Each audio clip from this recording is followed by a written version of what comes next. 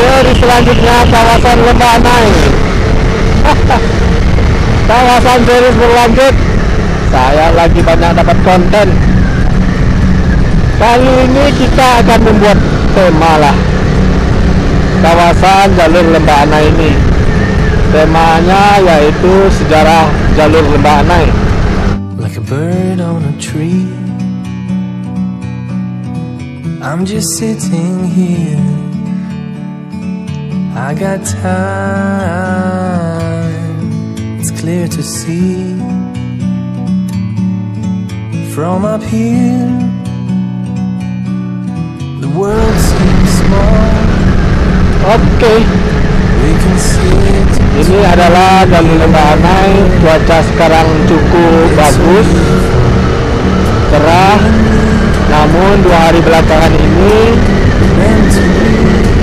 Sumatera Barat lagi dilanda angin kencang. Nah, bisa kalian lihat di sini Semen Padang.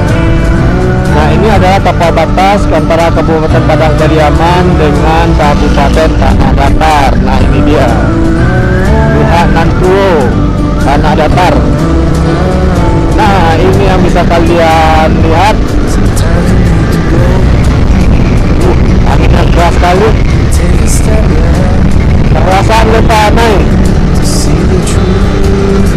kawasan dimana objek wisata Lembah Anai. Sepertinya lagi ada pemugaran. Nah, ini dia kawasan Lembah Anai yang menjadi daya tarik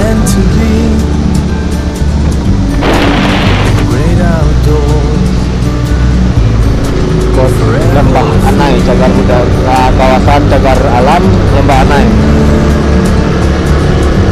Dan kemarin ada juga posisiar kabar atau kabar kecelakaan beruntun di sini, tepatnya di terowongan jembatan kereta api tadi. Nah, saya akan menunjukkan keistimewaan jalur kereta api Lembah Anai ini. Aduh, saya nggak bisa ke sana karena saya lihat agak genting. Nah, ini aja, saya akan berhenti di sini. Oh, tak ada ya? Oh, ada. Ini saya akan mencoba berhenti di sini.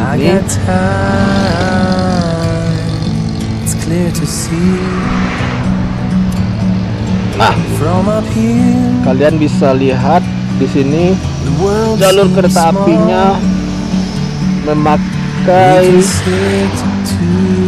apa? Memakai jalur tengah.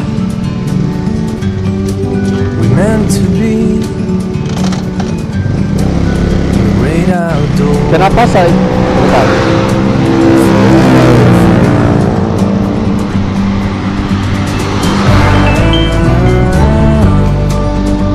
Halo, halo, ya Bu Levi.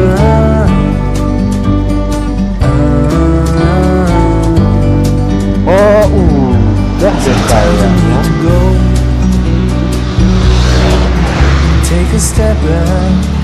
Ya udah, saya cek dulu Bu Levi. Ya, makasih Bu.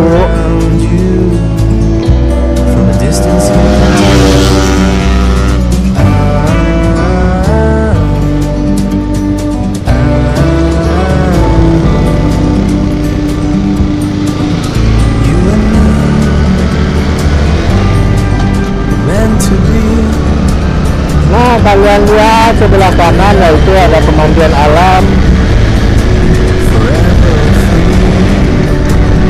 Pemandian yang dikelola oleh masyarakat setempat, yang menjadi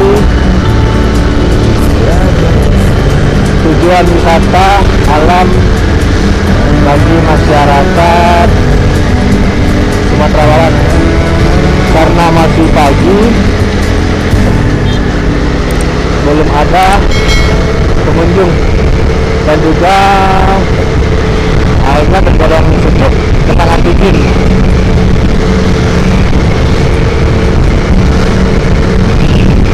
Oke, seperti janji saya tadi, saya akan menjelaskan sejarah jalur Lembah Anai ini.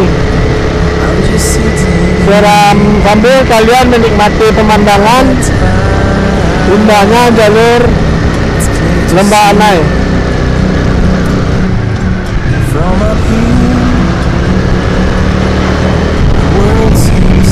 Indahnya jalur Lembah Anai tidak seindah cerita yang kalian rasakan. Banyak cerita duka di sini, cerita penjajahan di sini, dan banyak pertumpahan nyawa di sini. Berdasarkan cerita dahulu pada tahun 1930-an, jalur ini dibangun dari hasil keringat rakyat atau masyarakat dengan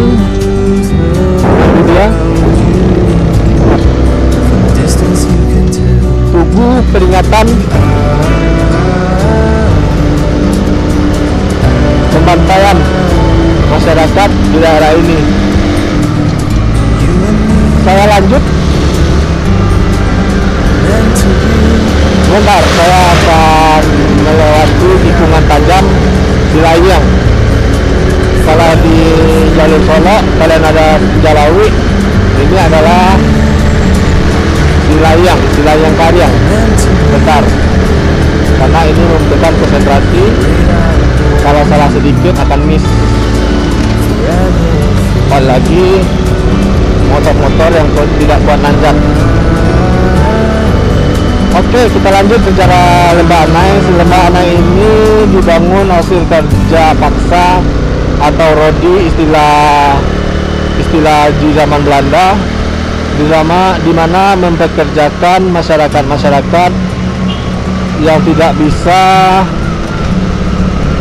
punya kebun akibat sistem tanam paksa. Nah, jadi apabila masyarakat tidak mempunyai kebun, jadi akan ditunjuk sebagai kerja rodi. Nah, di sini mereka akan disuruh membuat akses jalan jalur di Lembah Anai ini dan diberi makanan seadanya. Jadi jalur indah ini adalah jalur yang dibangun hasil orang-orang sebelum kita ini yang dibayar tanpa dibayar.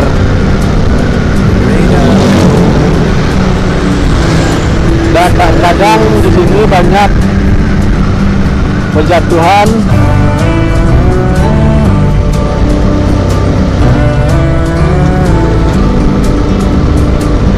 nyawa. Nah, ini dia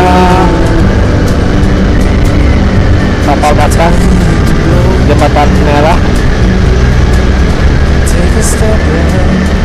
kereta api, dan kita masuk ke kota Padang Kajang.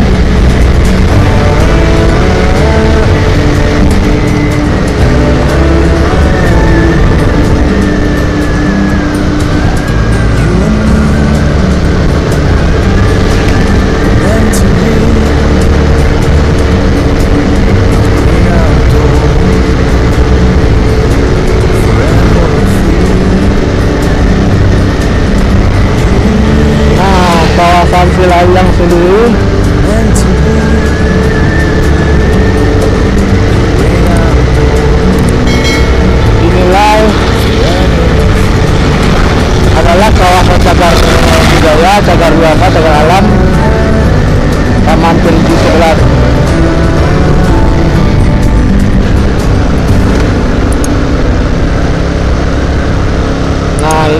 ada tikungan tajam juga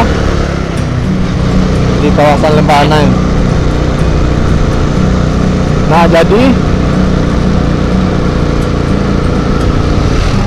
sejarah kelam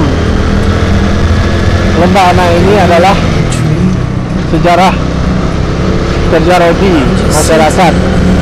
Oh ya, tadi saya menunjukkan rel kereta api tadi. Nah, rel kereta api tadi adalah dua di antara rel unik. Yang satu lagi ada di rel Ambarawa di Jawa, dan satu lagi ada di sini. We can sit together. Rel di sana digunakan sebagai pengaman kereta api. Dahulu masih menggunakan kereta api uap. Meant to be. Jadi apabila daerah-daerah pegunungan yang tanjak cukup bahaya, jadi dipergunakan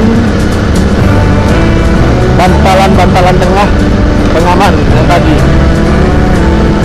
Oke, sampai di sini dulu. Terus kita mengeksplor kawasan wilayah Lembah Anai. Kita akan lanjutkan di seri selanjutnya yang lebih menarik. Sampai jumpa.